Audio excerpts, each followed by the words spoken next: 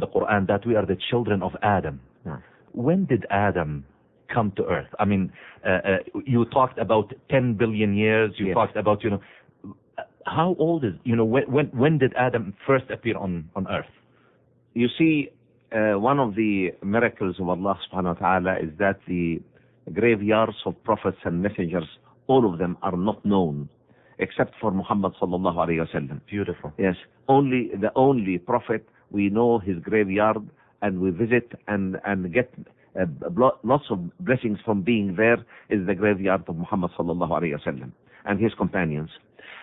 So we don't know where Adam is buried, but the oldest record of an intelligent being was found in the southern part of France. They call him the Cro-Magnon man, and by carbon dating, this Cro-Magnon man has been dated at 37,000 years. By extrapolation, Adam would not exceed 100,000 years.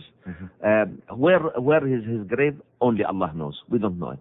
But definitely Adam lived in Mecca, and because the Prophet ﷺ has told us that the Kaaba was built by the angels for his own worshipping, and the name of Jeddah is referred to Eve, may Allah be pleased with her, because it is assumed that she is buried there.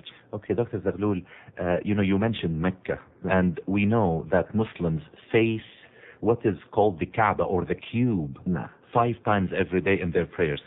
On the Kaaba, there is a stone called the Black Stone that has very interesting history, and you wrote a paper a long time ago about this Black Stone. And since you're a specialist in earth sciences, can you tell us a little bit, where did it come from?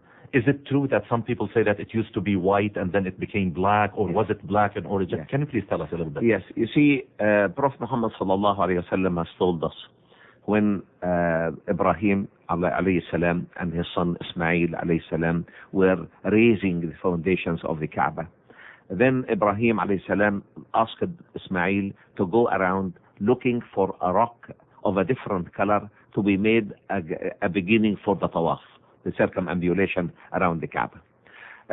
We know that Mecca is built on a mass of crystalline rocks, and whenever these crystalline rocks, igneous and metamorphic rocks, are intruded into the earth, they intrude in vast, immense areas.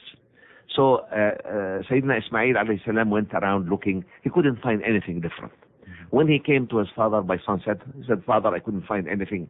But he found a huge block of rock by him, and Ibrahim told him, "It was brought to me by Jibreel alayhi salam."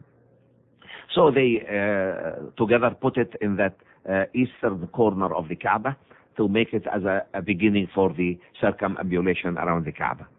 Prophet Muhammad sallallahu alayhi wa sallam is quoted to have said that this stone, min ahjar al-sama, min ahjar al-jannah, it is a part of the stones of heavens. It is part of the stones from paradise. And of course, Orientalists, when they listen to this, they said Arabs do not know anything about geology, because the area along the western coast of Arabia, or the eastern coast of the Red Sea, is covered by a vast expanse of basalts. And basaltic rocks are dark rocks, are black rocks. And they said apparently by erosive processes, a block of these were taken by currents, torrential currents, to Mecca, because Mecca is in a valley. And they said the Arabs don't know, so they said it's from heavens, or it's a meteoric body. So they organized a trip to that region. One of their intelligence people was in the army. They taught him Arabic for 8 years, and sent him to Morocco to get the Moroccan accent, and then to Egypt as a pilgrimage coming from Morocco. And he went to Medina and then to Mecca. And this man says that viewing the Kaaba from the premises of Mecca is the most moving image he has ever seen in his life. But nevertheless, he went to the Kaaba, and the black stone, because it was transported several times, has been fragmented into about 15 small pieces in the size of a walnut. And these now are impregnated into a resin and put into a silver framework. So he easily got part of these, one of these nuggets, and went to Jeddah. I don't want to make the story too long, but he came to the British Museum Natural History in London. They thin-sectioned that rock. They proved that it is a meteoric body of a unique nature that's not known before, and it is white inside and black on the outside. Wow. And the Prophet ﷺ is quoted to have said that it used to be as white as milk, and it has been tanned by the mistakes of people or the evil actions of people. That's beautiful. Today, people or scientists talk about the origin of the universe through a Big Bang theory. Yes. That there was one huge mass Yes. that exploded, and the high speed of the rotation created the universe. Yes. How does Islam look at this Big Bang theory? Is there any reference in the Quran to talk about this theory? But as if you want to me to speak about the lecture tonight now. But Maybe we can introduce the listeners and get them to go. Okay. Because already I have to warn you Yes. that it's only standing room from talking to people. Everybody is so excited and they're getting ready to be there tonight. Barakallahu feekum. So- You see, we have a verse in the Holy Quran that speaks about the expansion of the universe. The Quran reads, وَالسَّمَاءَ بَنَيْنَاهَا بِأَيْدٍ وَإِنَّا لَمُوسِعُونَ. Verily, we have made the firmament steadily expanding, and we will be continuously doing that. Mhm. And of course, at the beginning of the 20th century, science observing stars noticed that the light coming from these stars shifts towards the red light, red spectrum, red part of the spectrum. And of course, through a simple experiment in the laboratory, we came to know that if the light moves to the red spectrum, this means that the source of light is drifting away from you. And if it moves towards the blue spectrum, this means that it's shifting towards you. So they were amazed. How could stars be shifting away from us? What would govern the relationship between these stars? Where is the role of gravity? But this argument took more than 30 years. And finally, in the first third of the 20th century, 1933-35, science came to agree that one of the realities of our universe is that it is an expanding universe. Actually, it was Hubble, the Hubble, yes. Hubble telescope. Hubble, yes. And of course, Hubble and others, you see, but it's formulated under his name. Yes.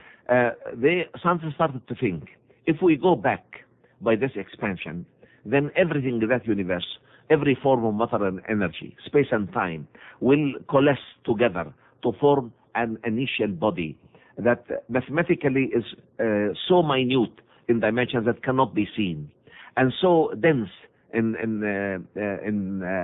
as far as weight would go, that that all our mathematical laws and physical laws cannot answer that. So they call this the initial body, and they said this initial body was under a case of instability, so it had to explode. It exploded because they don't believe in Allah subhanahu wa ta'ala. They don't believe in a creator.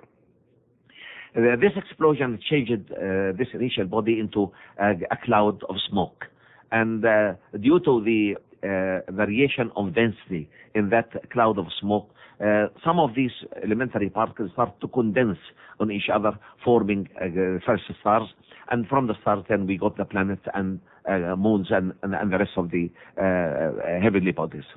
The theory is one of many theories that try to explain the origin of the universe. But we, as Muslims, support this particular theory because there is a mentioning of it in the Holy Quran, when the Quran reads, أَوَلَمْ يَرَ الَّذِينَ كَفَرُوا أَنَّ السَّمَوَاتِ وَالْأَرْضَ كَانَتَا رَتْقًا فَفَتَقْنَاهُمَا وَجَعَلْنَا مِنَ الْمَاءِ كُلَّ شَيْءٍ حَيٍّ أَفَلَا يُؤْمِنُونَ. Having the unbelievers seen that both heavens and earth were in an initial form, and then we have split them apart, and we have made out of water every living being. Shouldn't this be enough for them to believe? And as I said earlier, that matters of creation and annihilation, creation and resurrection, cannot fall within the framework of science completely, because they have taken place in the domain of the unseen, or a domain which have not yet seen.